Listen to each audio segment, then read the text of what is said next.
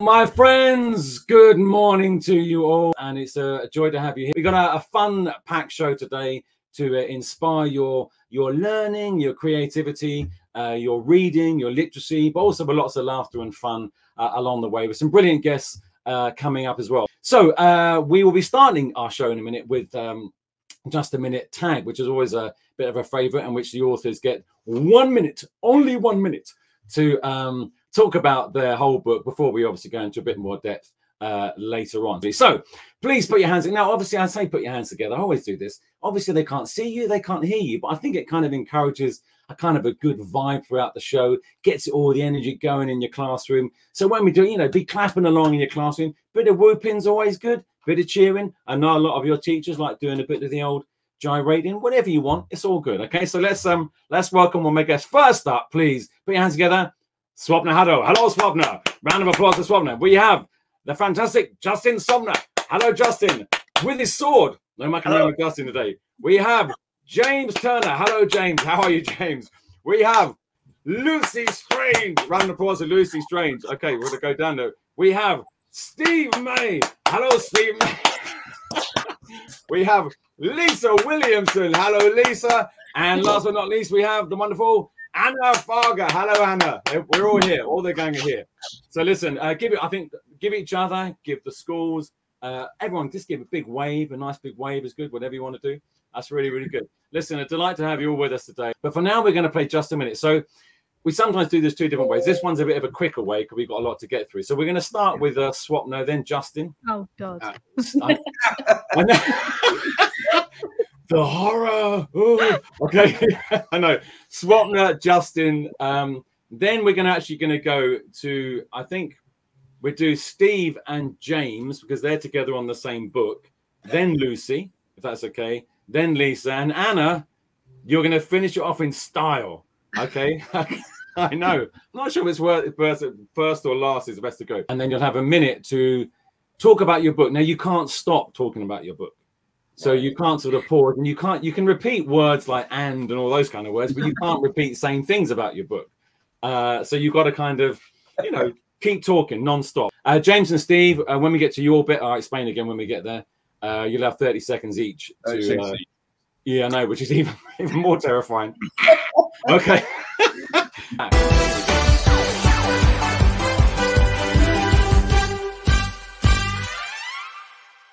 Okay. How you feeling? Good? We're going to start with the bar real low. Okay, here we go. So, Swapna, are you ready? No, let's do this. To be honest, no, I'm not. Okay. 3, good luck. I believe in you, Swapna. I believe in you. Good. 3, 2. What I wrote. Well, no. 1 and go. Okay, this is Dave Pigeon Zombies. It's out today, so you guys are going to be the first people on the planet to hear me read from the book. This one is the 6th book in the series, or 6th and a half if you collected the World Book Day book last year. And it's all about Dave. Here's Dave. There we go. And his best friend Skipper. So don't worry, if you haven't read the other ones, you can still pick this one up and have a read. Now, Dave and Skipper find themselves in a zombie apocalypse. And Dave, unfortunately, comes across a infected biscuit and decides to eat it. So the story's all about what happens to Dave when he eats a zombified biscuit. I don't want to ruin it for you, but there are zombies. There are lots of laughs. There's lots of sweets. And this is a perfect read in the run-up to Halloween. 3, 2, 1. Look at that. You did. That was very impressive. Very impressive, Swapna. Well done. So give you a round of applause. We're now going to say goodbye to Swapna. And we're going to bring on Justin. Hello, Justin. Hello. Ready to go? Ready to go. So Justin will be talking to us about Pirate Academy, New Kid on Deck, or the other one, New Kid on Deck. Is that one? Fantastic. And the other one, Missing at Sea, isn't it? Missing at Sea. 3, 2, 1. And come with me 500 years into the future. Ocean levels have risen, causing the shape of the world to change. There's a new golden age of piracy. The oceans are under the control of the Pirate Federation, a worldwide organization of leading pirate captains.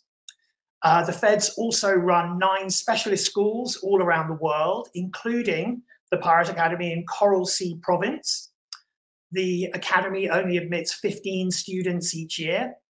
All the kids who come to Pirate Academy are from famous and successful pirating families, and they include Jasmine Peacock and Jacoby Blunt, who are 11-year-olds in Barracuda class. They are joined by Neo Splice, who arrives at Pirate Academy in mysterious circumstances at the start of the first book. He has been followed there by a ruthless breakaway group of pirates called the League of True Pirates, who are about to challenge the Pirate Federation for control of the oceans. I do. Fantastic. Yeah. Well done, Justin. I know it kind of like was just there. There was a couple of seconds, but I'll let you have that one. Very good. Very professional. Very professional. Thank you very much. Justin, now we're going to bring on James Turner and Steve May. Okay. Now the art is, Steve, if I can call it an art, it's to kind of beautifully carry on from James in a beautiful poetic way, and then bring it to its natural conclusion, natural ending, which kind of works for your book. So here we go. 3, 2, 1. Okay, this book, Pooh Crew Adventures Journey to Pootopia, is all about the journey of Ploppy the Pooh, as he learns all about the journey of Pooh from the moment food goes in your mouth to the moment it comes out of your, well, you know where, and beyond. Helped by the cleverest Pooh in the universe, Professor Pooh, Ploppy learns an absolute toilet full of disgusting facts about the human body, toilets, animals, and of course, Pooh. But it's not just facts. Along the way, Ploppy gets caught in all sorts of adventures. He travels with the professor to other dimensions, visits a city made of toilets, and even goes to the moon. Off we go. Continue from toilets. Here we go. I draw all the pictures for this, and so during this time, so Ploppy is an ordinary talking Pooh, as we see very often, and his fearless guide, Professor Pooh, is basically, she is the David Attenborough of all things Pooh. So we go through all aspects of human digestion. We've got toilets in space, we've got fatbergs the size of bungalows, and the fact that wombats do square poos. So basically, this is the book for you if you've ever used a toilet. If you've ever used a toilet. That's very, very... Okay, Lucy's up. Hello, Lucy. How do you follow that? How do you follow that? Pooh? I have no idea. We'll leave that one there. Okay, so fantastic. So, Lucy, we're going to have 1 minute to talk about your wonderful book. 3, 2, 1, and... Hello, I am Lucy Strange, and I'm here to tell you about my brand new series, Lockett and Wilde's Dreadfully Haunting Mysteries. This is another good one for the run-up to Halloween here, the spooky season. This is the first book in the series, The Ghosts of the Manor, and it is out next week. And it has been illustrated by the amazing artist Pam Smye. That's one of my favourite illustrations there. And her beautiful and very funny illustrations are actually not just illustrations. They're much, much more, because the pictures actually hold clues to help you solve the mystery in the story. Now, each book in this series is a separate supernatural mystery to be solved. And they follow our wonderful heroine here, Matilda Lockett, who discovers in this first book of the series that she can actually see and communicate with ghosts. And she and her lovely Aunt Evelyn and rather cheeky Uncle Barnabas get invited to Beecham Manor to investigate the very spooky haunting. 3, 2, 1, we're done. That was very, very well done. Also, I didn't know that about the pictures in there. That's really good. I got the little clues in the pictures. Isn't that brilliant? That's really, really good. So we'll talk about that a bit more later on. Lucy, thank you much, Lucy. Okay, so Lucy, now we've got 2 more left. We have Lisa Williamson coming up, and then Anna Fargher, and then we're back into talking to Lisa and the rest of our guests. So here we go. Lisa, how are you doing? I'm good. How are you? I'm good. You feeling confident?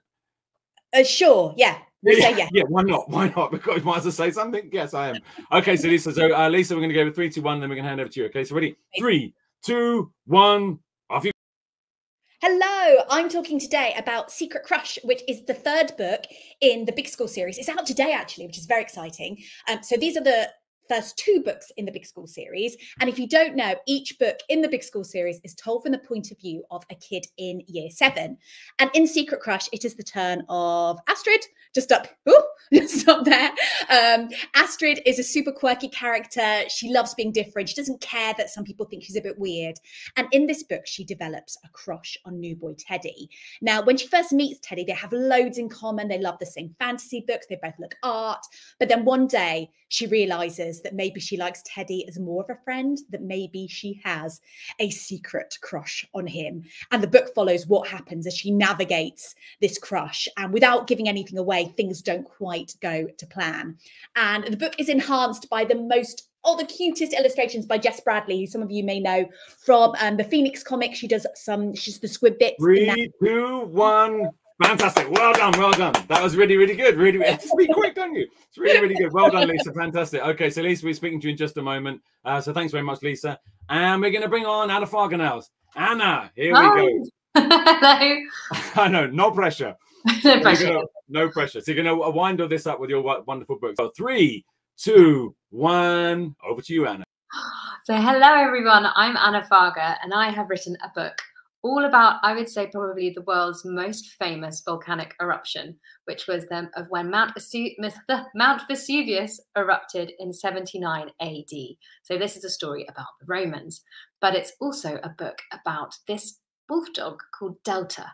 And she witnesses a terrible crime at the beginning of the story that sets her on a very kind of epic adventure through the Roman city of Pompeii to try and relocate her family members that have been separated by this crime. And it's a story all about basically fighting for all the people that you love and trying to bring them back together. This is also a little slave boy called Neo, so you'll learn about slavery. And what happens is you are going to find out whether or not she finds her family before this great big volcanic eruption.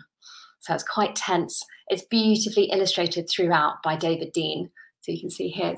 3, 2, 1. You're done. That was beautiful. I know you've got the illustrator, and that was fantastic. Anna, thank you so much. And thanks so much for all my guests. As we finish, just a minute, and in just a minute, we'll be speaking to Lisa Williamson some more. So thank you very much.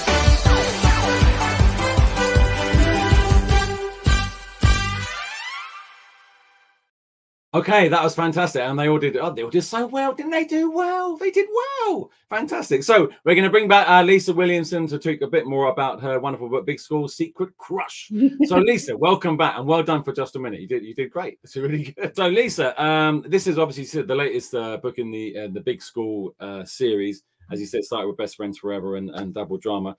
So Astrid is your main character in this one. Tell us a bit more about Astrid in this, so sort of, you know, where she is. You sort of hinted at it there in your just a minute, and how she develops over the story, because it's something I expect we can all sort of, at least at some, not just at school, but at some stage of our life, identify with in some way or another. So I'll hand over to you, to Lisa. Tell us a bit more about Astrid and Teddy, and where they are at the beginning, how they find themselves. So I'll hand over to you for that. Sure.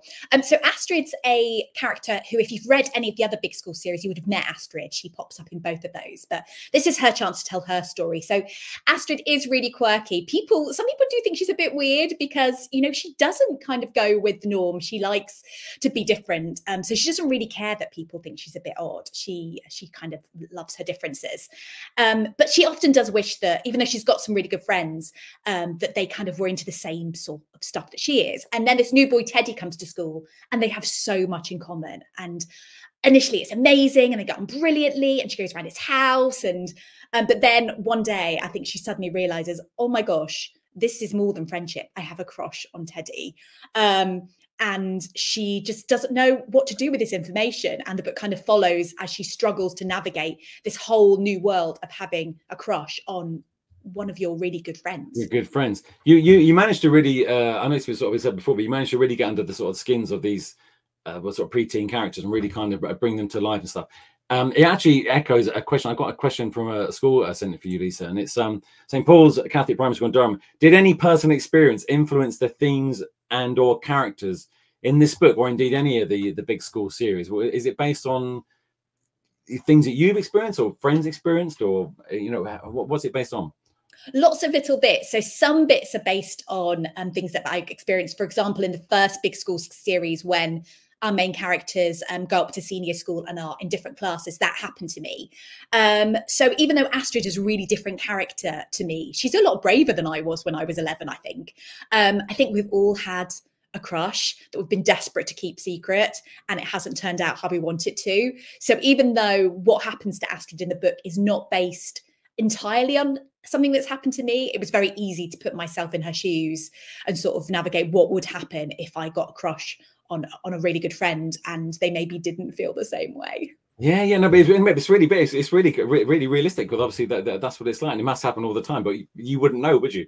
Because obviously, if it happened to you, they wouldn't necessarily tell you, so you wouldn't. Yeah, exactly. I like to think that loads of people had a secret crush on me, but I'm not sure if that was.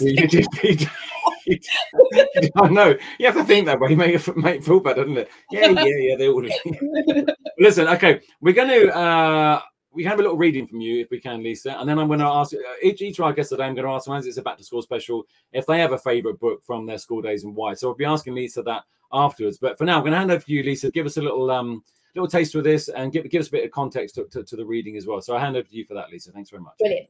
So this is from chapter 9, and this is just after Astrid has realised, literally the night before, that she likes Teddy as more than just a friend. And even though she wants to keep it secret, she's got to tell somebody, otherwise she'll explode. So she's going to confide in a really good friend, Lola. And hopefully Lola will have some advice for her. So here we go. Are you okay? Lola asked on the way to school the following morning. What? Yes. Why? She frowned. You're being quiet, like really quiet. It's a bit spooky, to be honest. Sorry, I said. I've just got a lot on my mind right now. Like what? If I tell you, you've got to promise not to tell a single other living soul. Okay, Lola said, swiping her index finger across her heart. I glanced over my shoulder to check no one was close by. I wanted to keep my crush a secret, but trusted Lola not to tell. I think I like Teddy, I whispered. Well, of course you do, Lola replied. No wonder you're friends. He's like the boy version of you. No, I said. I think I like him. Well, duh, you already said that. Oh dear, Lola really wasn't getting it. I took a deep breath. As in, I think I might want to be more than just friends. Hang on a second, Lola said, her eyes slowly widening. Are you saying that you have a crush on him? Not so loud, I hissed. Sorry, Lola replied, lowering her voice to a whisper. Are you saying that you have a crush on him? I bit my lip and nodded. I think so, yes. I told her about my afternoon at Teddy's house and how much fun we'd had, and the conversation that followed with Mum and Harry, and the way the jigsaw puzzle pieces all finally slotted together when I read that passage from Dragonborn. At first I thought Mum and Harry were just trying to wind me up, or were just playing crazy. But the more I thought about it, the more the whole crush thing made sense, I said. The sweaty palms, the uncontrollable blushing, the heart palpitations. Heart palpitations? Yes, I said. When I'm near him, I swear I can feel my heart thumping away in there like it might actually burst out of my chest at any second. Lola screwed up her face. Well, that sounds awful. I know, I cried. What am I going to do? Dun, dun, dun, dun. What is she going to do? You have to find out. You're going to have to read the book. Fantastic, Lisa. So we just have this question. Thinking back to school, do you have a favourite book from your school days, and why? So primary school or secondary school, anything at all that springs to mind? I loved stories about kids going to school. That was always my favourite thing. And that's, I think, why I write the Big School series. But one book I really enjoyed, it's an author that I loved when I was younger, was Judy Blume. And she wrote a book called Are You There, God? It's Me, Margaret, that was made into a really good movie recently. And that's about a girl kind of navigating the same sort of age at school, and navigating things like crushes and sort of fitting in and things like that. So I really related to that book. And I think a lot of sort of influence goes into what I write now. So I'll go. Fantastic. So Judy Blume, Are You There, God? Fantastic. And as I said, a movie, well, recent, last few years, wasn't it? A movie that came out. So Lisa, Lisa will be joining us later on for the author panel. But for now, Lisa Williamson and Secret Crush is out today. So get yourself a copy of that. So fantastic. Lisa, speak to you later on. Thank you very much. Round of applause. It's Lisa Williamson. Thanks, Lisa. Thank you. And we're going to get in our next guest, which is the wonderful Anna Fargher. So Anna. Hello, Anna. How are you doing? Hi, good. How are you? Really good. Now, Anna, I don't know when I last spoke to you, Anna. It was a long time ago, maybe a couple of years ago, wasn't it? I think it was 2 years ago. Yeah, that was the last book, Firecats, Great Bar of London. I was going to say, so you've had mice with umbrella mice, the umbrella mouse. You've had cats with Firecats of London, and now we have a dog with let's get your book up here. Delta, and the Lost City. Fantastic. Each set with a different leap around history as well as their backdrop as well. One of the things, if you're not familiar with Animals books, is that, and they combine obviously animals with looking through animals' eyes at these events of history, and also other sort of things in the background. Anna, tell us a bit more about that, because what's the fascination with combining the two, sort of animals and sort of history? Is it something you've always been interested in, or is it kind of naturally? How does that come about? Yeah, I think for me, I always found that history textbooks and mostly anything really to do with school textbooks always came to life with some kind of imaginative story involved. So I always found that, and I always loved animals when I was a child, so I was completely obsessed with like the Mrs. Frisbee and the Rats of Nim, which turned into a film called The Secret of Nim, and The Rescuers, which was also turned into another amazing film. And I found also Michael Morpurgo's books like War Horse were so moving from the perspective of an animal. And I just felt, especially when with my first book, like with The Umbrella Mouse, which was largely inspired by a real life French resistance group that wasn't very well known, but it was also inspired by some quite sort of shocking statistics saying that history was being forgotten. And so I just felt like bringing some fresh stories about animals set in these very kind of like epic historical moments might just capture more sort of modern kids' imaginations, like my imagination was captured. And I'm really nerdy. I love the research. Joy for me to do. So I have to rein it in a bit. Sometimes my editor's a bit like, no, we don't need that little detail about sort of horses' hooves. But well, it must be difficult. It must be difficult that doing that with the research, because obviously it has to ring true, but at the same time you can't overlay it. Do you seeing, because obviously this is done a lot, but I mean in your own sort of the way that you approach it, seeing historical events or seeing any events through the character of an animal, what sort of does that allow a certain freedom in your writing to sort of see it through an animal's eyes that it wouldn't if it was a human being? How does that bring about sort of maybe a freedom of perspective or writing in that? How does that do that? Yeah, I think what gives you the freedom as a kind of, without being too pretentious about kind of being able to give a bit more of a sort of critique on human nature. Because obviously these historical events so often are human error. Like in Delta, they didn't know, number one, that it was actually an active volcano. They just thought it was a mountain. But the people who didn't sort of heed the warnings of the earth beforehand, of these earthquakes and things like that, and leave, were the people that died. And the same thing with fire cats in my last book, when they didn't sort of take the fire seriously, then look what happened, like the whole of London burned down. And so from the perspective of an animal as well, there's been some research about discussing more difficult historical or sort of worldly sort of subject matters like war or like slavery, then sometimes from the perspective of an animal can give, especially like children, that sort of distance from the more difficult subject matter, because it's sort of that suspension of disbelief is already there, because you're, talking animals, that's not true. But then talking animals can kind of help guide you through some of these more very important things in life that we all need to learn about. But you can do it through an animal's eyes, and that will give you a bit of distance. And so that can help. And helps as you discover that word and see it from a sort of more of an innocent perspective as well, which is great. So listen, Anna, can you give us a little reading from your wonderful book? And then we're going to ask Anna afterwards the same question we asked Lisa about any favourite book she had from her school days as well. So Anna, I'll hand over to you now from a lovely reading from Delta and the Lost City. So here we are. Thank you. So I'm going to do a little bit from when the volcano actually erupted. So this is when Neo and Delta have been in Pompeii, and behind them suddenly around lunchtime, remember they didn't know that this was a volcano, they thought it was a mountain, it suddenly explodes. But the problem is that Neo's mother is still in Pompeii, so they've gone back into Pompeii to try and find her. They bounded away from the exploding mountain towards the surge of people and carts escaping the city, their limbs quailing with fear. The ash cloud was blackening and creeping towards them on the wind. They reached the Herculaneum gate and pushed through the flood of people escaping the city. They were the only ones entering it, and when Delta looked over her shoulder, the gate was beginning to fill with people, horses, mules, and carts. Fear writhed in her gut. If they were fortunate enough to find Gaia, Delta wasn't sure she could get them out of the city walls. They raced up the pavement past the jam of carriages, carts, chariots, and wagons, all grinding to a standstill. People rushed all around them in their urgency to get to the gate. Neo let out a cry as a sprinting man slammed into his shoulder. He lost his footing and tripped to his knee. A moment later, another man struck him, and Neo landed on his side. Delta darted to him and weaved through the panicking humans, stumbling as she collided with some of them. She leaped to Neo and her body supported him as he staggered to his feet. She dragged him to the nearest doorway and they cowered there watching the tide of people pass. Without this door, Neo said, shuddering, we certainly would have been trampled. Delta agreed.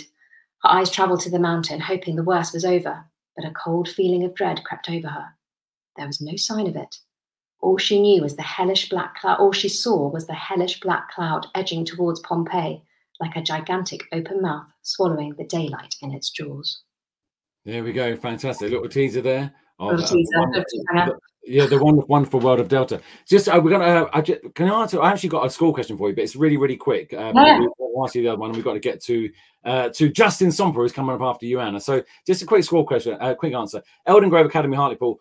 What or who inspired you to write about this particular period of history?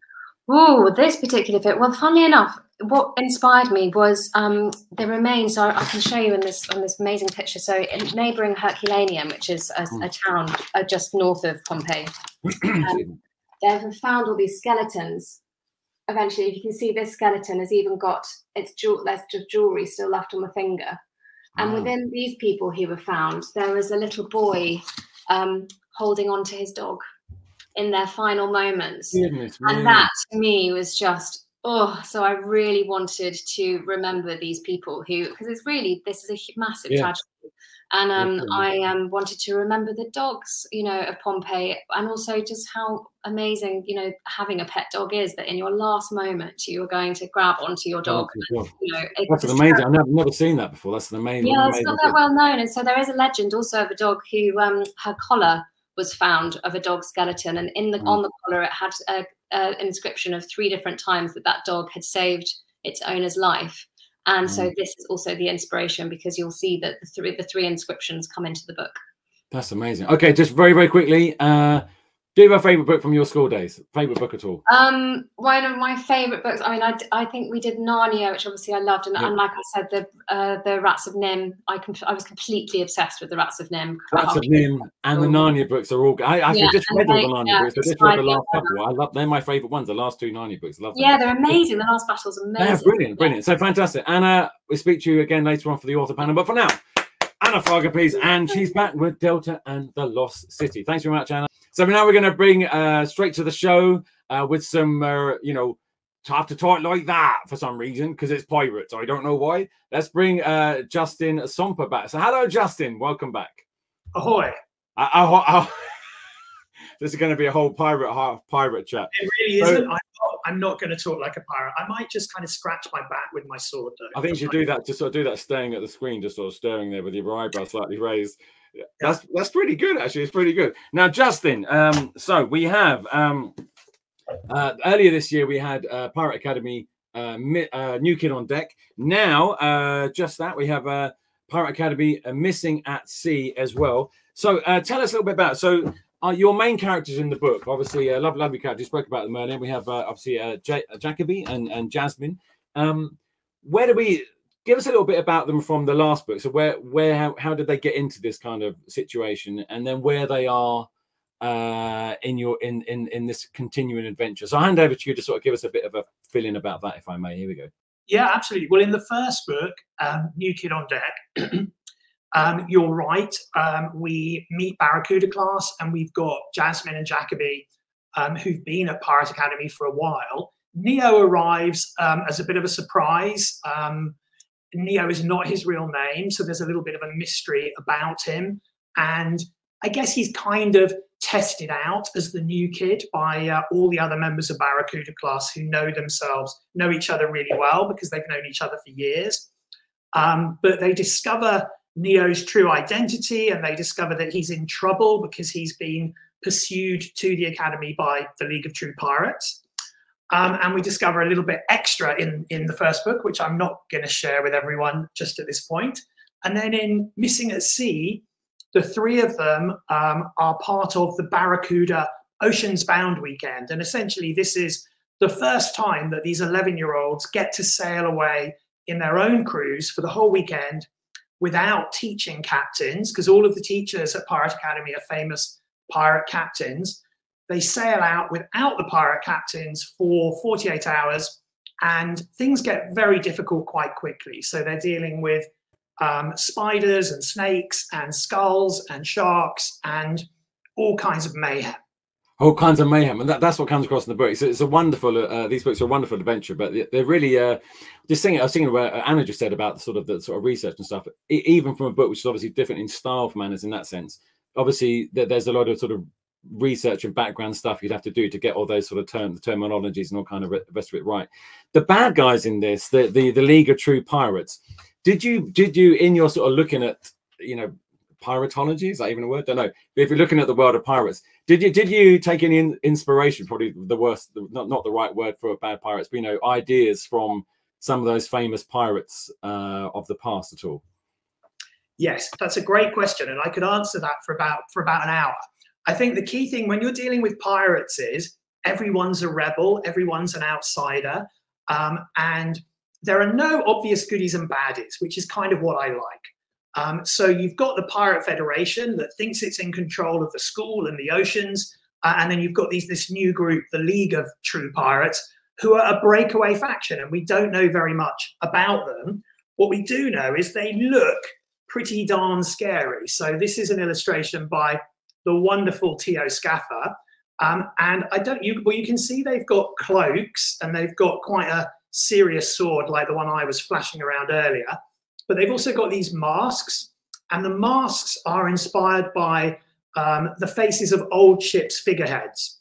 And I'm coming to you today from Australia, but I was recently in London doing events at the Cutty Sark, and they have all these wonderful wooden ships' figureheads that actually were kind of poised behind me as I was doing my event. So that was interesting, relevant, and quite spooky.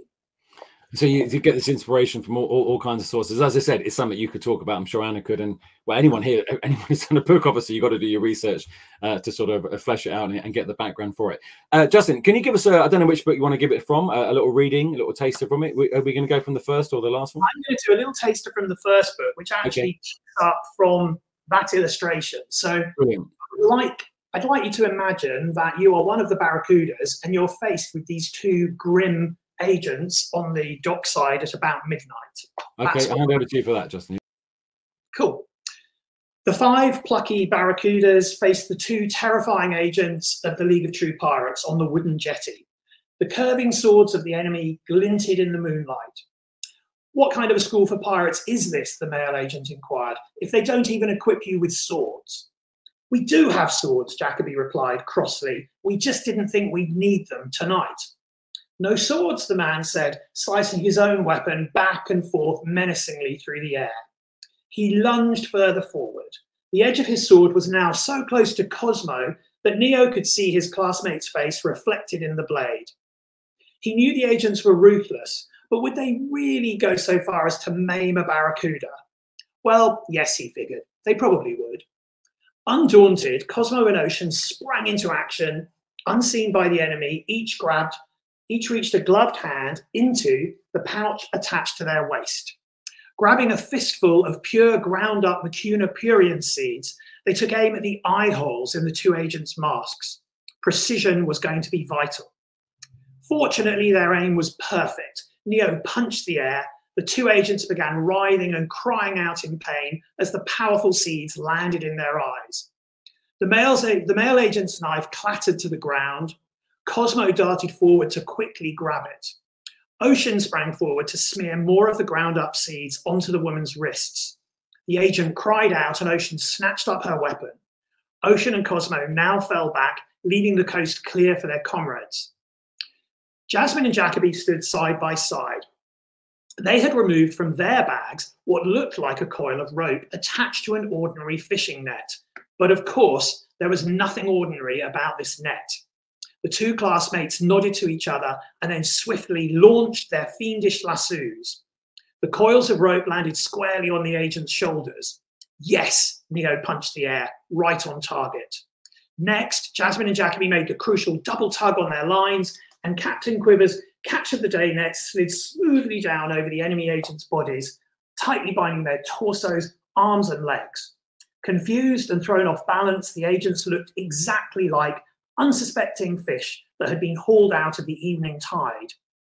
Jasmine and Jacoby let go of the lines, delighted at their success.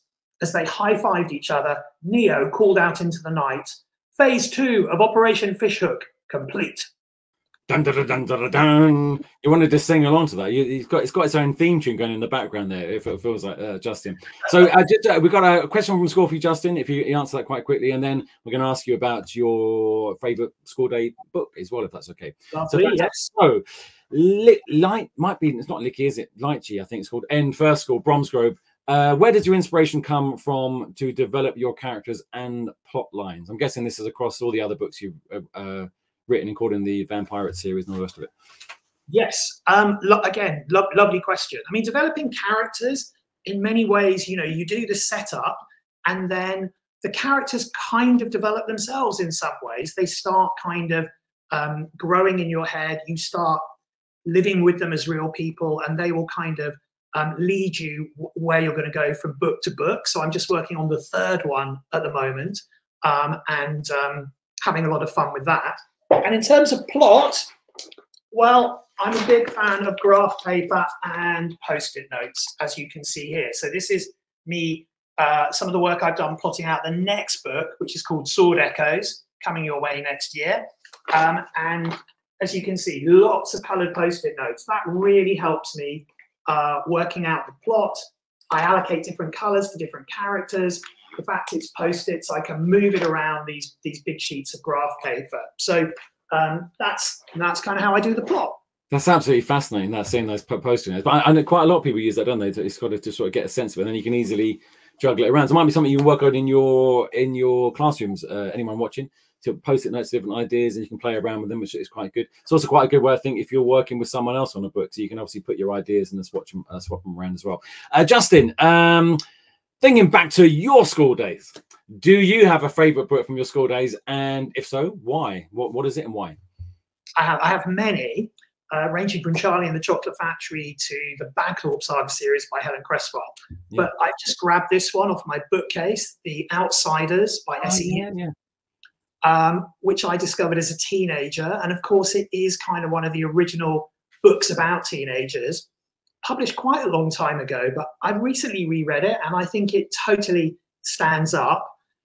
So it's about these two groups of rebels, the Socks and the Greasers in America in the 60s. And what's even lovelier about this book is it was written by a 17-year-old, which I didn't know at the time. Wow, I did not know. That's amazing. It's based on his experiences, I guess, in part, I guess, in that sense. Yeah, and you know, like I said before, I love a good rebel, I love an outsider, and maybe it began with this. With The Outsiders. Justin, thank you very much. So Justin will be joining us later on. Pirate Academy, both of them, but get them up here, I can't get around it, are out now. If you don't buy it, Justin's there with his sword, so I'd recommend getting yourself a copy. But for now, you know what? Hands together. Thank you very much, Justin Somper. Speak to you later, Justin. Thank you very much. Okay, now we're racing on here. We're going to go to two guests. We have an author and illustrator, and we're going to welcome back, let's put them on the screen, Mr. James Turner and Mr. Steve May. Hello again, my friends. Hello, lovely to see you again. I hope you're enjoying the show so far. Now, your book is a little bit different from other authors because it's obviously sort of a non-fiction, if you like, sort of. You can't see it on my screen there very well. It might be better on yours. So we have Pooh Crew Adventures, Journey to Pootopia, which I got to tell you, had me laughing a fair amount. And also my son, who's 14, he found it hilarious. So it's, we both sat there together in tears, which is really, really good. So listen, obviously author and illustrator working together. First of all, just kind of why, this might be an odd question, why this subject and why do it like that? So I hand over to you, James. Obviously you, I guess wrote most of it, and obviously Steve illustrated it. So why? How did this come about? That sounds a bit odd. There you go. I hand over to you. I think it wasn't initially my idea, but once someone mentioned the idea of coming up with a book about a talking poo, teaching us all about the human body and how the whole story of poo, I was like, I loved that idea. I thought it felt naughty. It felt like we probably shouldn't be doing it. So I was like, yes, we should do this. That was how I approached it. And Steve, how did it work? So had you worked together before this? Do you know? No. I mean, I've seen James's work before in Phoenix, and but no, they came to me and they said, we want you to draw about a book about what? And I was like, at first, you want to draw a book about what? And then I saw James. I got some sort of samples of the writing, and it was so funny, and it's just a really good. It's great because it's funny and ridiculous, but you also learn things at the same time. I mean, I've learned loads from this. Yeah, I learned loads. I mean, literally, it's absolutely incredible, to be honest with you. It's absolutely incredible. I mean, I think, I know you're going to get us a bit in a moment. I think that there was a couple of bits of mine, and you mentioned it earlier, Steve, I think when you were doing your sort of 30 seconds bit, but the bit which is on page, I forget the right page here, on page 123, let me see, it doesn't really show well on my screen because of the thing, but 123, and it's the 96 bags of human poo on the moon. On the moon. And they're all still there more than 50 years later.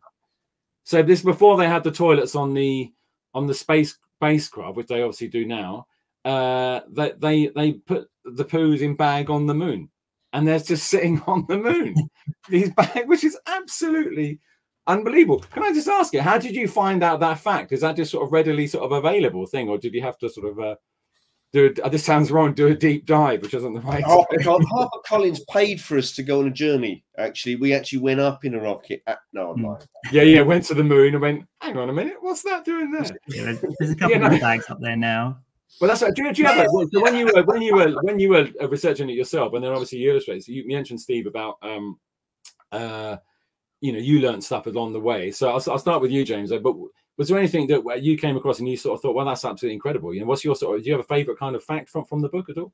My absolute favorite fact is that there's a sort of caterpillar that can fire its poo to sort of shoot it away from itself.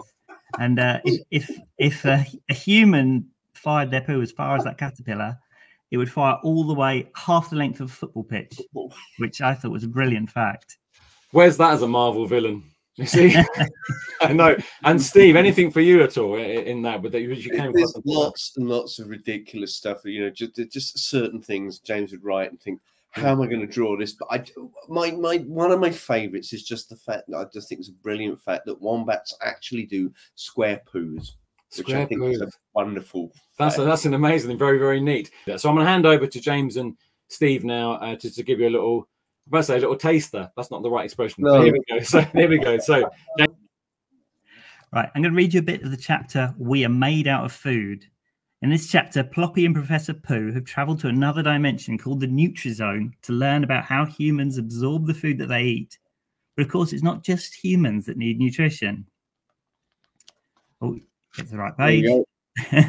Well, says the professor. That's how humans use the food they absorb, but all life forms need energy to live, even plants. Ploppy imagines a flower with a grinning mouth filled with teeth. Do flowers have mouths? He wonders. No, replies the professor. They absorb sunlight through their leaves and use the energy from that to convert carbon dioxide, the gas that animals breathe out, and water into sugar. Ploppy's very impressed. So they eat the sun and make sugar? I love flowers. And some animals have very different digestive systems, continues the professor, pointing to a jellyfish floating by. For example, a jellyfish has only one opening to its digestive system, so its mouth is also its bottom.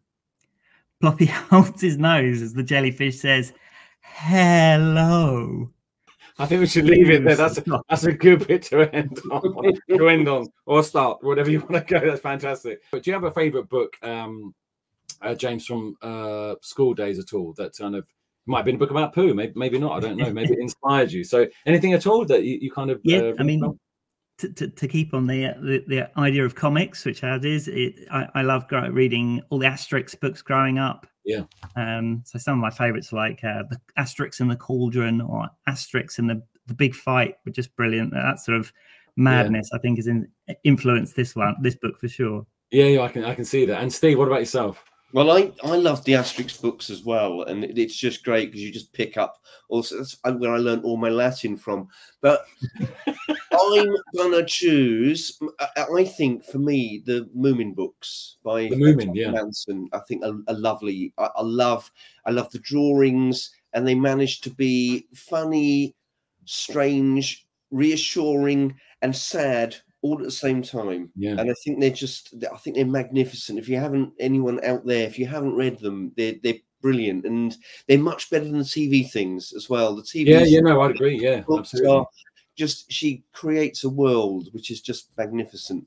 Fantastic. Okay, so that's a good recommendation. So James, fantastic, and well done in writing and researching that in depth.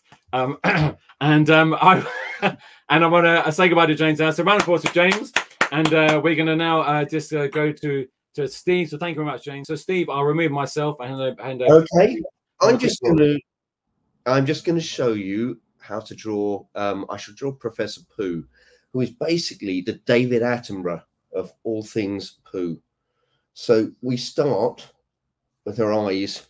I always start with the eyes. And then I'm just going to draw in the glasses. So she's got these big glasses. I suppose I ought to show you a picture of her. So this is what she looks like here, just so you got some sort of reference. But like I said, she knows everything, anything to know about Pooh. So after that, what I do is I just draw in a little Pooh quiff on there. And I'm going to put a couple of lines down here and just add her mouth like that. So I'm going to, another line there, and we'll do a bit of colouring in later, because colouring in is the best thing about being an illustrator. Right, so now I'm going to just draw her hand, and she's holding the portal device. So this is the dimensional device that allows them to travel through different dimensions and explore universes beyond. So I'm going to add that and just add a little line there for the arm. We'll go back and colour this in. You can colour this in later, but colouring in is the best thing about having a job as an illustrator.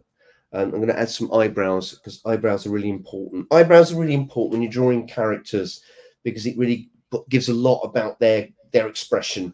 So especially a simple character like this. So I'm going to draw in her lab coat. So she always wears this pristine white lab coat. And I'm going to add another hand there where she's just gesticulating like this, where she's explaining some sort of plot. So I'm going to put a hand here, and I'm going to just put a couple of little sausage shapes like that. That's the technical term, sausage shapes. And then add the rest of this coat. Now, I'll just add the rest of the coat. So a couple of lines here. So the coat ends there. And then what I do is just, let's put this in there. And then I'm just going to add her base. So she's got this little shape like this down here. What I'll probably do is switch to a different pen, a better colouring in pen. And I'll just add a little bit of shadow underneath there. A little bit of shading. And then last of all, very important, she has a little row of biros in her pocket, because if you didn't know, all scientists have biros in their pockets, because that's the law of science. And then I'm just going to write the name here. So Professor Pooh. And I'm going to sign my name down there. So I'm Steve May. That's brilliant, Steve. That's really lovely. Fantastic. Well, really lovely. If you need to colour it in, you'll need a brown pencil. So there you go. Our second to last guest, and it's time to welcome back Swapna Haddow. So hello, Swapna. Welcome back. Hi. Hello, how's it going? Here's my Professor Pooh. Oh, holding Dave Pigeon zombies. What?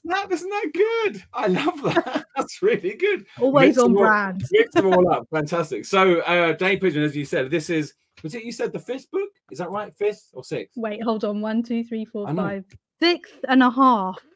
6.5 book. So Dave Pigeon zombie. So for those who aren't familiar with this series, I mean, you gave us a little bit of a synopsis of what this book's about. Tell us about this. So it started in 2016, I think, with the first one, Dave Pigeon.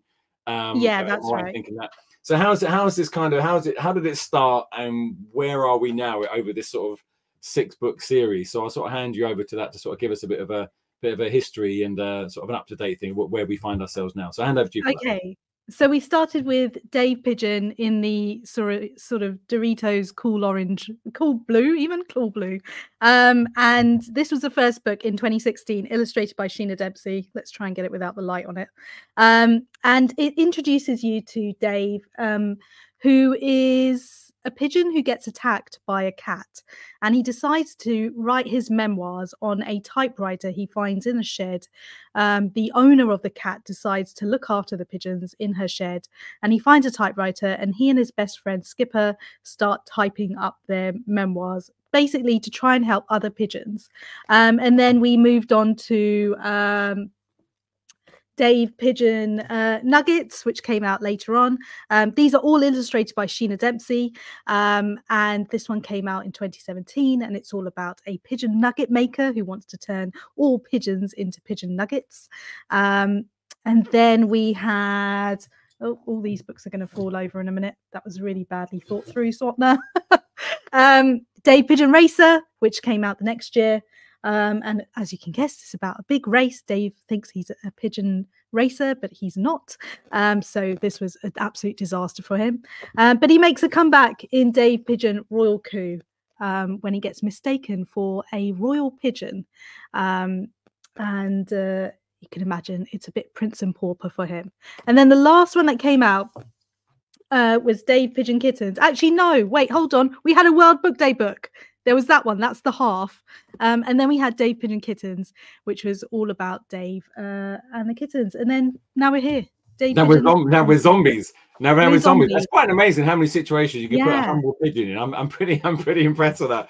Swapna. Yeah. We got a question. The cover art on this one. So sadly, she's had to leave to do her own brilliant stuff. But she did the cover art for Dave Pigeon Zombies. And we still have brilliant artwork inside from people who were inspired by her drawings. Oh, fantastic stuff. We've got a question for you, which actually it does make sense with obviously the whole Madcap series you put together. So Ilsham Academy Talkie, how do you as an adult know what will make children laugh? Which is a great question, I think. I don't. I don't know what will make children laugh. I think this is the thing. This is the brilliant thing about humor and humans. We're all very different. All different things make us laugh. So I just write books that make me laugh. Thankfully, I think my humor level is kind of that of an 8-year-old's. So it kind of works out as in I get paid to write these books for 8-year-olds. Yeah, I don't know. If you know what makes them laugh, that'd be brilliant. I'd love to know it's hard though, isn't it, with humor, isn't it? Because the thing is that you know, you can overthink it, kind of, 'cause a lot of humor is in the moment, isn't it? So I guess writing it sometimes can be sort of difficult to kind of think, is that going to work or not? But I guess if it makes you laugh, don't overthink it. Just if it makes you laugh, you're probably onto a winner. Yeah, and that's the same. That question really applies to Stephen James's book as well, in terms of the way that's done. I know it's a very different format. Well, I'm buying that for myself. So yeah, well, no, it's really, really lovely. Can you give us a little reading from the book, and then we've got another question for you after that, if that's okay, Swapna. So this is a reading, and give us a little bit of context about where this comes from in the book. So I'll hand over to you for that now, Swapna, if that's okay. Here we go. Okay, so this is Dave Pigeon Zombies by me, with cover art from Sheena Dempsey.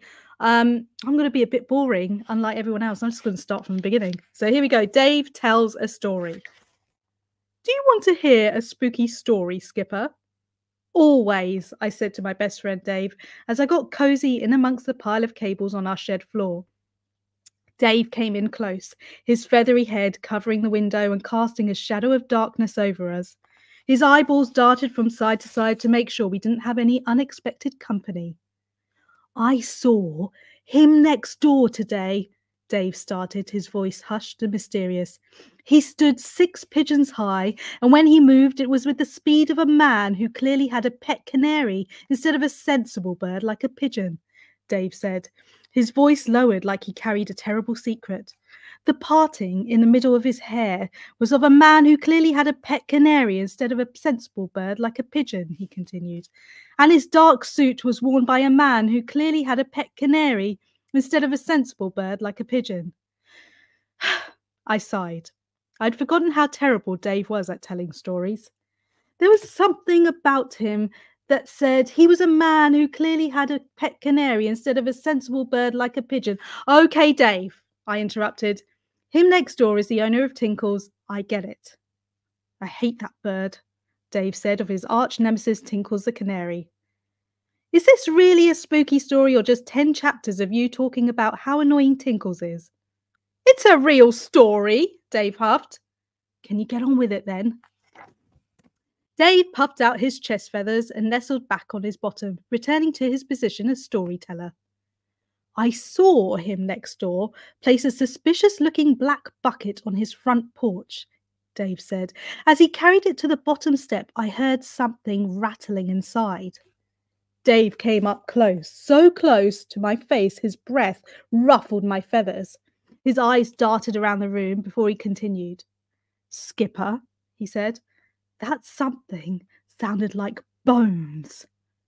My eyes grew wide. I always knew there was something up with him next door. He was the kind of man who clearly had a pet canary instead of a sensible bird like a pigeon. He returned indoors and shut the door, Dave said, leaning in even closer. But I had to see what was in the bucket. What was in there? I had to know. I crept over to the step, watching the door carefully to make sure him next door didn't come out and skin me and put me in the bucket too, where my bones would rattle. What was in the bucket, Dave? I'm going to stop there, because if you want to know what happens next, you're going to have to pick up a copy. What's in the bucket? What is in the bucket? What is in the bucket? Okay, I won't hand over to James and Steve for that one either. So that's great. So Swapna, so Dave Pigeon, well done in keeping this incredibly crazy world going, which is quite a feat. Yeah. We've got a quick question for you then, which I've asked all the other authors about thinking back to your school days. Do you have a favourite book from your school days, and if so, what is it and why, please? I did. I loved all books, basically, but there was a series that I was completely addicted to. I'm not sure anyone's heard of it because it's about 1 million years old, but it is making a comeback as a graphic novel. It was this, Sweet Valley High. I read absolutely every single one of them at least 3 times.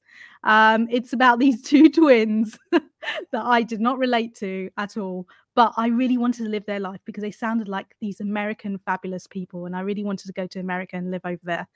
So Sweet Valley High was my addiction. Wow. Love the books. Sweet Valley High. So there's a recommendation for Swapna. Swapna, we got Lucy. Not a recommendation. It's terrible. This is terrible. Trash. Don't read it. It's awful. But read it if you like a bit of rubbishy books. It's great. So listen, Swapna, we'll speak to you in a minute. And good luck. Dave Pigeon's Zombie. As I said, my green screen knocks Dave out. It is out. It's a beautiful neon, isn't it? There we go. It's a beautiful neon. It is out now. Swapna, we'll speak to you in a minute for our author panel. But for now, round of applause.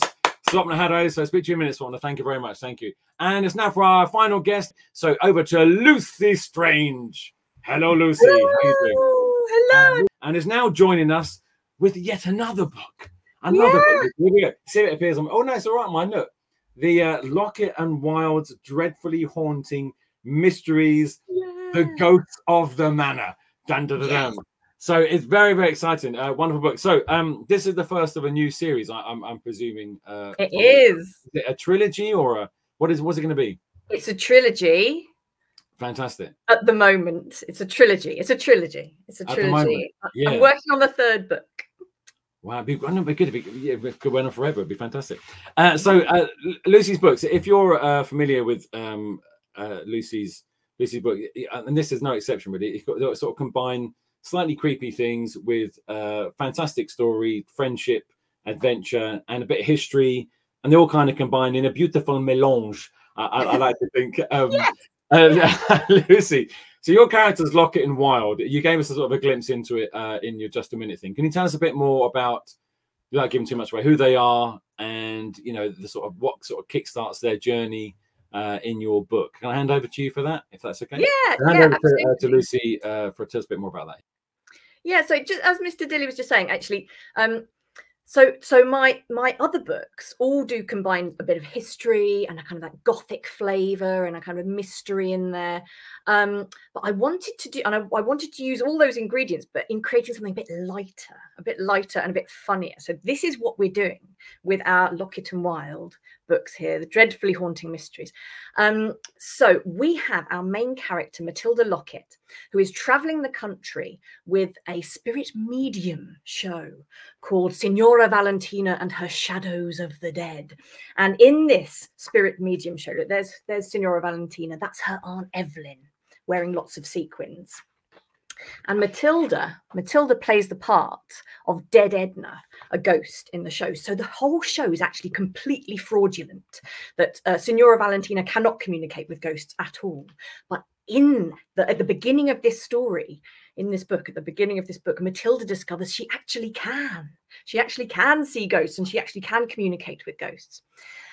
Now, the whole family are invited by the slightly terrifying Baroness Beauchamp to go and investigate a haunting at her home at Beauchamp Manor. And so Matilda and her Aunt Evelyn and Uncle Barnabas and also their grumpy, elderly, foul-mouthed parakeet Colin, they all go along to Beauchamp Manor to investigate the sinister haunting of the Folly at Beauchamp Manor. So it gives you a thing. So you're, as I said before, with your books, well, what gives you? Is it literally because there's a historical setting or a kind of in most of your books, and there is sort of another worldliness to them all in that sort of sense. What gives you your kind of inspiration for that? But like for this one, why jump into this particular thing? I know you've done books before, with I can't remember the one we spoke about on the show, but you did obviously Greek myths and the Minotaur. So you sort of jump around, a bit like Anna, really, sort of jump around different eras. So why this particular sort of backdrop to this particular book? I think what I love doing is combining the real world, or a world that feels very recognizable and familiar, with a little bit of magic or a little bit of supernatural or a little bit of mythology, because I think that's such a lovely way in, and it's so much fun. So there are lots of things I think behind this one.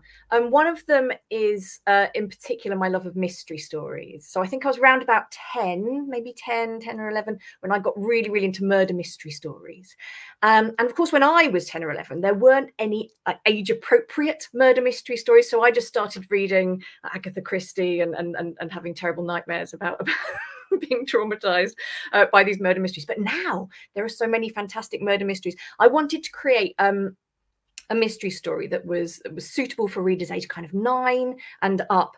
I think the thing that I love most about them is how interactive mystery stories are, because you get to solve the puzzle along with the characters in the story. So that's kind of where this one came from. And my question was actually inspired by this question, funny enough, which is actually you kind of answered. St Mary's School, Kilkenny. So I didn't put up at that first St Mary's School. What inspired you to write this book? Will there be more in the books in the series? We kind of answered that question, but thank you very much, St Mary's School, Kilkenny, for that question. Lucy, can you give us a little taster of this supernatural wonder that you've created? That'd be fantastic. So I hand over to Lucy now for a little reading from the book. I can. Okay, so this is Matilda has arrived at Beauchamp Manor, and she has seen something, a strange figure on the stairway. Are we ready? There, a shape moving, creeping almost on the stairs. Matilda blinked and stared. It was gone again. No, not gone. It was just standing still. The more she stared at it, the harder it was to see. She tried looking slightly beyond it, allowing her eyes to slide out of focus. And there it was. It was the shape of a boy. The same boy she had just seen on the driveway when she screamed at Uncle Barnabas to stop the car. The hairs on the back of Matilda's neck prickled. "Hello?" she whispered, swallowing down her fear. The boy shape paused. It was peering over the banister, looking straight at her. "Hello?" she said again. "Hello?" came a whispered reply, softer than a breath of wind. Matilda stifled a gasp. She moved towards the foot of the stairs, trying to ignore the rapid pattering in her chest. The boy shape flinched, retreating a step or two. "It's all right," Matilda whispered. "I'll stay down here, shall I?" It nodded, then breathed. "Can you see me?" "I can, yes, sort of." There was a pause. "Who are you?" the shape whispered. I'm Matilda Lockett. Matilda held her hand out. On reflection, it seemed a pretty daft thing to do, and she immediately wished she hadn't. What on earth would it feel like to shake hands with whatever the boy was? What would it feel like to shake hands with a ghost? She was about to find out. He was moving down the stairs towards Matilda now, shimmering with each nervous step. I'm going to leave you with that lovely Pam Smythe illustration. They are brilliant illustrations. They really bring it to life. Wonderful. So, Lockett and Wilde's Dreadfully Haunting Mysteries is out on the 19th. Have I got that right? Is it yeah, out? yeah. Next week. Next week. Why? A week today, in fact. A week today. Fantastic. Brilliant book. Yeah, sort of sleuthing in there, sort of mystery. You've got history, bit of everything going on there. So it's fantastic. So we're going to just ask you the question we've asked all our authors about thinking back to school, about your favourite school book. And then we're going to bring everyone back for a few questions for our author panel. And then it's goodbye. So, Lucy, do you have a favourite book from your school days? If so, what is it? Why, please? Well, of course, lots and lots. But I think this one is the one that I'm going to mention to particularly today, The Secret Garden by Frances Hodgson Burnett, which is a book that I loved when I was probably about 10. And I had it on audiobook. And I used to listen to it every night when I went to sleep. And it kind of, I think it seeped into my brain and into my bones. Yeah. There's little bits of this story, I think, in most of the things that I write. I love the nature, the importance of nature in it, and friendship. But there's the mystery. And of course, the spooky Gothic mansion. I can see how that influences you, actually. And that it makes sense now. Yeah. Yeah, cool. Fantastic. Going to keep Lucy up there. And we're going to welcome back everybody now for our author panel. So welcome out to Swapna, Justin, James, Steve, seems ages ago, Lisa, Anna, and we're all back again. As it's about the school show, be as honest as you can. What were you like at school? Lucy. Okay. Honestly, yeah. Let's give us a couple of sentences. Here we go. I was my reports began. Lucy is a lively student. Like lively. Anyone who's been a teacher will know what that it is. I go into lots of schools and visits. I'm sure you'll do as well. And I say, "Oh, what are the kids like?" And you get sometimes you get lively. Yeah, you know what that means. So that's great. So fantastic. Swapna, what about yourself? Nerd. Nerd. That's good. So lively, nerd. One word answers are quite good. Steve. I think it was actually quite well behaved, but when I left, my headmaster, who I didn't get on with very well, wrote, "Stephen has done extremely well in his A-levels, but he must look long and hard at his attitude if he is to fit into the adult world." It's just what you need at that point in your life, and it just gives you a little boost. There we go. James, what about yourself? I think I was probably a little weirdo. I was always interpreting assignments to the class in all sorts of strange ways, and trying to get attention, I think. So yeah, a weird little nerd. Look how it's ended up. Literally. That's all good. Justin, what about yourself? I think about my primary school days at the Ride School in Hatfield. Super happy, very sociable, and someone reminded me of those days recently, having read Pirate Academy, and I think the closeness of the friendships in Pirate Academy and some of the banter between the kids, in a weird way, might stem from my own primary school days, which I'd slightly forgotten that, but I think they're spot on. It's all in there somewhere, isn't it? Well, Lisa, what about yourself? Just really shy, really sensitive. Just found everything a bit worrying and stressful. Yeah, I had a bit of that. And what about you, Anna? I was naughty. But I was very good at not getting caught. But I did get caught sometimes, and but I was quite adventurous and just naughty, getting into trouble quite a bit. That's good. So now, Trin, you've got an insight into all these wonderful authors and what they were like at school. Let's jump to this one over here. So, what makes a story exciting in your opinion? Obviously, this could be quite a big answer, but if you could sort of put it into a sentence, let's go to Anna and work our way backwards. So, Anna, what makes a story exciting in your opinion? Oh, in my opinion, I quite like a real life hook, something that you can relate to something that's actually happened, which, obviously I write historical books. And I think, just action and getting what you want, that urge to, get. Linked to real life. Lisa, what about yourself? I think just unexpected things happening or challenging things happening up. Obviously I write contemporary fiction, so it's just kids at school, but I still think that can be really exciting. So just things going wrong, things that you don't expect. Just I'm quite mean to my characters sometimes, so yes, I think that's makes books exciting. That's good. Justin, what about you? I love a great cliffhanger at the end of each chapter, and ideally maybe at the end of each book as well, a little bit of a cliffhanger. So you can hear that EastEnders do right at the end of it, but maybe not EastEnders on a pirate ship. For me, it's Dallas, but you can have EastEnders. Yes. Dallas. Well, there you go. Bit of Dallas. What about you, James?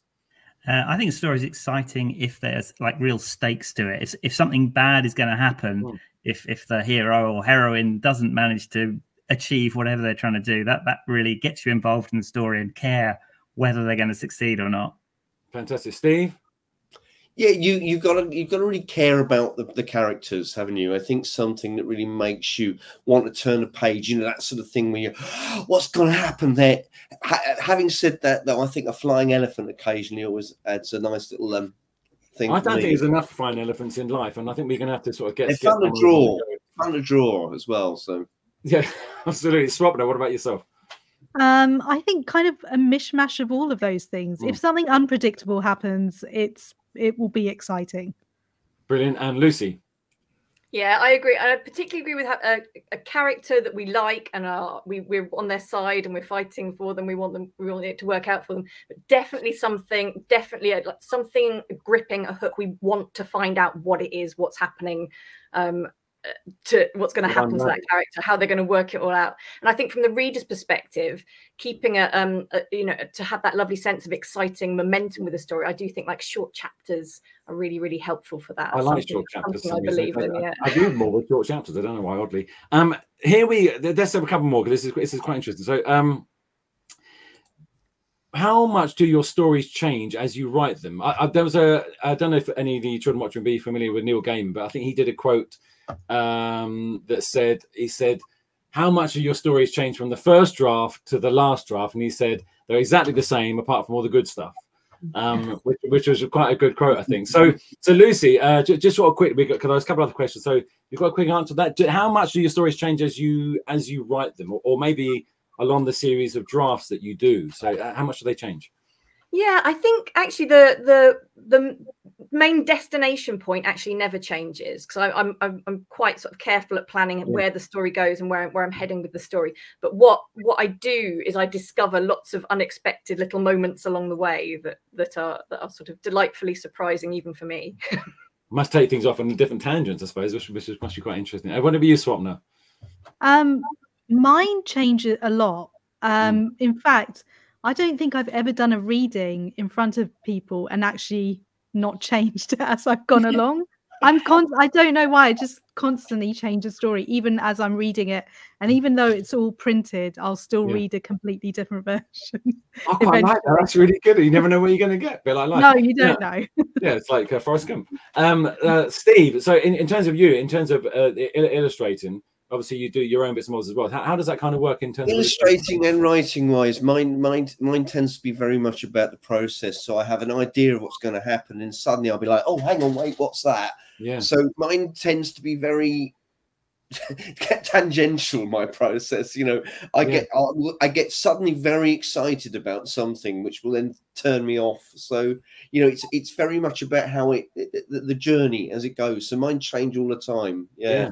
It must be hard, I think, for all of you. It must be as you're writing, because obviously, as I said, other things are naturally going to come to you, aren't they? Other ideas, different things you could add to it, and all the rest of it, which could easily, you could end up writing sort of epics. You've got to kind of like condense it all down, which must be a struggle in a way. James, what about yourself? Yeah, I don't often know what the story's going to be when I start. I'll just sort of writing funny stuff. I can just sort of see what happens as I'm writing it and be surprised. Yeah, surprise yourself as you go along, which must be quite nice. Yeah, that's the best way to write. Justin, what about you? Well, I showed you my plotting grids before, so you might feel like I'm more of a plotter than a pantser, as they say, but not so. I'm a little bit of both. So, for instance, with the second Pirate Academy book, Missing at Sea, I think although I broadly followed those plot grids, by the time I got to writing the last couple of chapters, I just thought it's not the right ending. It's not good enough. It's not big enough. I'm going to need a bigger twist. So I had to take my other half off for a long walk, and we walked around this park nearby, and we talked it through and managed to come up with this lovely twist, which is what is the ending of that book. So I think just a really nice balance, really, between having an idea but being able to veer off from it at points. Yeah, number two, please. Lisa, what about yourself? I think one thing that's really nice about writing a series is that you sort of get to know the characters. So now I'm on book 3 and I've just started writing book 4. It does get a bit easier to because you kind of know the characters and almost can predict how they're going to react in certain situations before you write them. So now I have kind of a loose framework and I start writing, but still they'll still surprise me sometimes and want to do something that I didn't expect, which is sometimes can be quite disturbing, but mostly it's one of the nicest things about writing. It's lovely that being surprised by your own sort of coming out your own mind, isn't it? It's amazing. What about yourself, Anna? I'm similar to some of you, where I have the bones, and then the kind of, the flesh will kind of change around it as the story sort of goes, and then obviously when your editor gets it, might say, not sure about that bit, redo that bit. So that, she'll change it sometimes, or he will change it. But I think most of the time I know the kind of the narrative arc.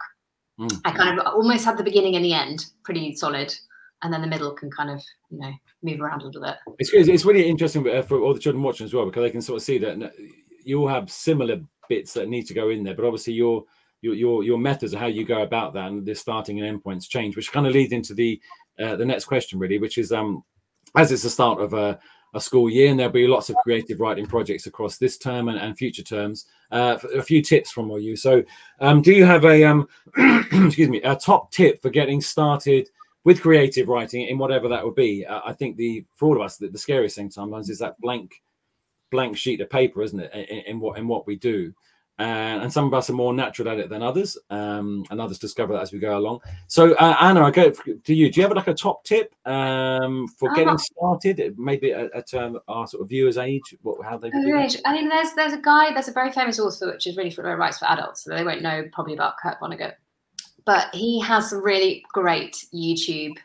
A very funny YouTube tutorials about the shape of a story, and he's really funny about how he breaks them all down. I would say for kids, you could definitely watch that too, and get a lot from it. I would say just keep reading. And number one is read as much as you possibly can, and then learn from other authors. So you'll get lots of stuff on it. Like these days, looking at YouTube, when I would have loved to have had YouTube when I was little, just for stuff like that. So that would be my suggestion, I reckon. Fantastic. Lisa, what about you? Do you have a sort of top tip to sort of get people sort of inspired and kick off anything? Well, in Bigg School, they have a creative writing club called Scribble Society, and we've actually set up a real life Scribble Society. So you can get your teacher to go on the Guppy Books website, and they will send you resources, and they're all geared around how to get you writing. So there's loads of different prompts and different things you can do just to get, because the blank page is so scary, but there's loads of different ways of starting stories. So I would say, investigate the Scribble Society, and hopefully that will get you scribbling. Fantastic. And Justin, what about do you have a sort of top tip there to kind of you'd recommend for kids? I think you want to have fun with it. It's got to be fun. So you can do the planning if you want to. You can do sort of developing characters and stuff. But I would say just to have the fun, just jump in and write the bit of the story that you want to write, just to kind of get that excitement going, and write it in the way that you want to write it. So you might want to write it as a script rather than a narrative, or if you're arty like Steve, you might want to do it as a graphic novel or a comic strip, or something like that. So there are no rules. You just want to have fun with it. Dive in. Yeah, just sort of get it out of your head, really. Just get it on a bit of paper. I think it's a good start, isn't it? Once it's out there, you've got something to work with. What about you, James? Do you have any sort of particular sort of starting point that kids could sort of dive in, like Justin sort of said, something like that? Yeah, when I'm starting a new story, what I often do is I'll start with the characters. Like, especially if it's a comic book, I'll often draw them to try and sort of figure out what they're like, how they react, how they behave, and sort of just start to get to know them. And then if you know what your characters are like, it's sort of easier to write, because they sort of do what they're going to do on the page, and you don't even have to work. So that's how I like to do it. And what about yourself, Steve? Maybe slightly different for you, but what about you? I think James's thing is brilliant. Certainly, when I'm drawing characters, I do a lot of stuff for animation as well. So you know, you have to break your characters in. You really have to get to know them, because that makes people want to read the stories. But also, what I do is I've been doing it recently. I've been drawing a breakfast comic strip. So I just draw something, anything, and I just have to draw a page of it, just with some story. I don't even think it out. So I just do something quickly, and I set myself a quick task to do it. And I think that thing of just, especially with, you know, if you're wanting to look into illustration or something, it's just drawing every day and not necessarily thinking about it too much. It's better to just do something, you know, and then you can come back to it. Fantastic. Swapna, and then Lucy, and then we're done. So Swapna.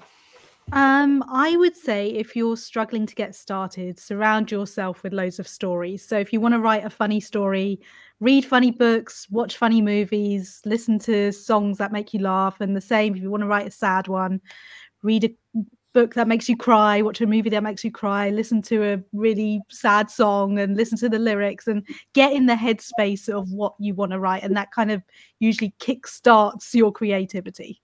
Brilliant advice. And finally, Lucy, what about yourself? Yeah, I mean, there's been mentioned the blank page, thing, and I think it's a real thing. I think we do often expect our imaginations to work in a bit of a vacuum, and actually we need to nourish our imaginations. We need to feed our imaginations in order to get those ideas flowing, and in order to get that sense of like the story needs to have a bit of a momentum, a bit of an energy of its own, I think, before it's ready to be written. I think that's true. I think sometimes we jump in too soon. We need to do lots of daydreaming, lots of kind of simmering, lots of thinking about it. And then when the story's kind of pulling at you like a dog on a lead, that's when it's ready. That's when we're ready to jump in. But feed your imagination, lots of pictures, music. I build mood boards. I make sort of collages of lots of images, photography and artwork in order to kind of help myself to create the world of the story. Fantastic. Brilliant advice from all of you. I can't thank you enough, all of you today. I wish you all the best of luck with all your wonderful wonderful books. I think we give each other a round of applause. Classroom, round of applause. I'll give you a round of applause. Give each other a big round of applause. Thank you very much for coming on. So we'll say goodbye. Round of applause, Bibby Wave. Lucy Strange, thank you very much. Lucy, thank you very much. Anna Fargher, thank you very much. Anna, thank you very much. Lisa Williamson, thank you very much. Lisa, well, we get to the top. Steve May, thank you very much, Steve. James Turner, thank you very much, James. Justin Somper, thank you very much, Justin. And last but not least, Swapna Haddow. Thank you very much, Swapna. Thank you very much. Big round of applause. Weren't they absolutely brilliant guests? Thank you so much again for joining me today. My name is Mr Dilly. It's goodbye for me, and it's goodbye from me. Thank you very much. Goodbye.